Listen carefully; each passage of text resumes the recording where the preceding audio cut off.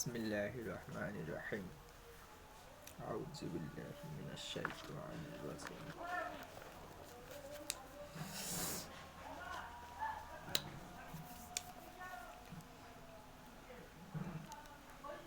নামাজ। হযরত আবু হুরায়রা রাদিয়াল্লাহু তাআলা আনহু হতে বর্ণিত আছে যে হযরত রাসূলুল্লাহ সাল্লাল্লাহু আলাইহি সাল্লাম ইরশাদ করেছেন,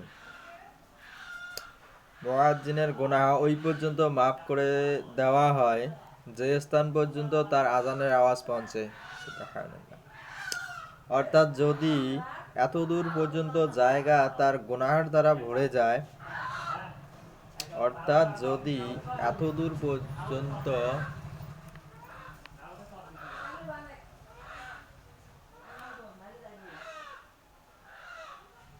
গুনাহ দ্বারা ভরে যায়, তবুও তার গুনাহ মাফ করে দেওয়া হয়।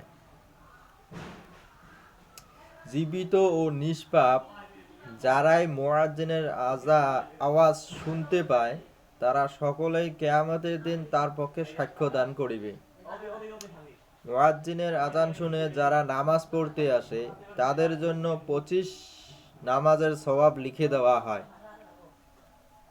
মুয়াজ্জিনের আযান শুনে যারা নামাজ পড়তে আসে, তাদের জন্য 25 নামাজের সওয়াব লিখে দেওয়া হয় ও এক নামাজ থেকে বিগত নামাজ পর্যন্ত মধ্যবর্তী সময়ের গুনাহ মাফ করে দেওয়া হয়।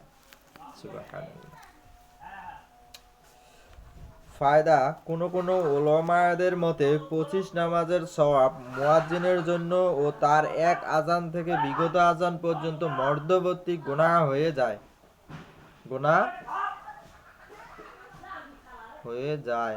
বজলুল মাসউদ।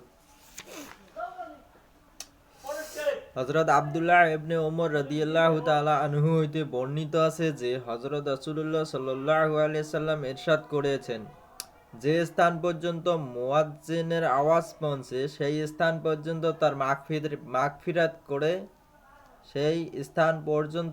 মাগফিরাত করে দেওয়া হয়। প্রত্যেক নিষ্পাপ যারাই তার আযান শুনতে পায়, তার জন্য মাগফিরাতের দোয়া করতে থাকে। এক রিওয়ায়াতে আছে, প্রত্যেক জীবিত প্রাণী ও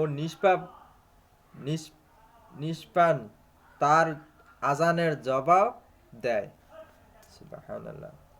মুসনাদ আহমদ তারাবি ভার্সন রাওয়াত জাওয়ায়েদ।